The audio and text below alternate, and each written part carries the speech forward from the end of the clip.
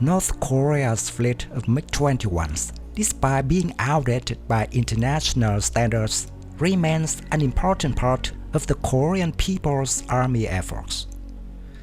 The country reportedly operates 26 MiG-21 fighters, a third-generation variant of the Soviet single-engine fighter. While other nations have long since moved on to more advanced aircraft, the MiG-21 holds a prominent status in North Korea due to the country's inability to acquire more modern fighter jets since the collapse of the Soviet Union. North Korea's isolation, imposed by Western sanctions, and the international community's efforts to curb its military capabilities has limited its access to advanced fighter jets. Countries such as China and Russia, which have historically supplied military hardware to North Korea, have been cautious about selling weapons to Pyongyang due to fears of straining relations with South Korea and the United States. As a result, attempts by North Korea to procure modern aircraft like the China J-10 and J-11, as well as the Russian Su-35, have not materialized. Despite these challenges, the MiG-21 acquisition in the 1990s was a rare success, as North Korea managed to purchase a significant number of airframes from post-Soviet Kazakhstan. Although international pressure from the United States hindered further acquisitions, the MiG-21 continues to play an important role in North Korea's efforts. The MiG-21 produced in the Soviet Union until 1985 is known for its low operational costs, simpler maintenance, and robust avionics for its time. The North Korean efforts found the MiG-21 appealing due to its ability to serve as a lighter, cost-effective complement to the more advanced MiG-23MLs and MiG-29s. The MiG-21 combination of third-generation avionics, the powerful R-25 engine, and new R-60 air-to-air missiles allowed it to replace older, less capable fighters like the MiG-17. North Korea's acquisition of around 30 to 38 MiG-21 fighters in a covert deal with Kazakhstan for a modest $8 million helped modernize the country's air fleet without drastically increasing its defense spending. This fighter has since become the third most advanced fighter in North Korea's arsenal, behind the MiG-23 and MiG-29. Historically, North Korea's MiG-21 fleet has seen extensive action. During the Cold War, MiG-21s were involved in shooting down several American aircraft, including F-4 Phantoms and an EC-121 airborne early warning aircraft over the Korean Peninsula.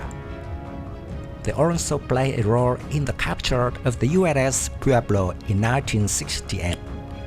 North Korean MiG-21 pilots participated in combat operations during the Vietnam War, flying from North Vietnam against US bombers, as well as in the Middle Eastern conflicts alongside Egyptian and Syrian forces. However, since then, the North Korean MiG-21 fleet has not seen significant combat, with its main role being patrolling North Korea's airspace and deterring potential threats from the south. Given its age and technological limitations, the MiG-21 fleet today serves more as a symbolic remnant of North Korea's military history than a frontline deterrent in modern warfare. While the MiG-21 may seem obsolete in comparison to contemporary aircraft, North Korea has made some efforts to modernize its fleet. North Korean engineers have reportedly integrated modern avionics, including multifunction cockpit displays and new communication systems. Some of these components were acquired through Global Communications Co., a Malaysian-based company which helped bring the MiG-21's avionics up to a 21st century standard. In addition, the MiG-21 pilots began using upgraded helmets and fly suits around 2015, and North Korea has developed indigenous air-to-ground munitions, such as the AGP-250 GNSS guided glide bomb. These weapons may have been integrated into some MiG-21 units, enhancing their strike capabilities. North Korea has also demonstrated strong electronic warfare capabilities, with systems that could potentially be integrated into its MiG-21 fleet to improve its survivability and combat effectiveness. Despite these efforts, the MiG-21s remain disadvantaged by their outdated armaments. They lack access to modern air-to-air missiles like the R-73 or R-77, which are used by Indian MiG-21 variants. However, North Korea's defense sector may seek to develop or acquire new air-launched weapons to extend the operational relevance of its fighter fleet. The future of North Korea's MiG-21 fleet is uncertain. Although the aircraft's modernization has extended its operational life, it remains a relic of a bygone era.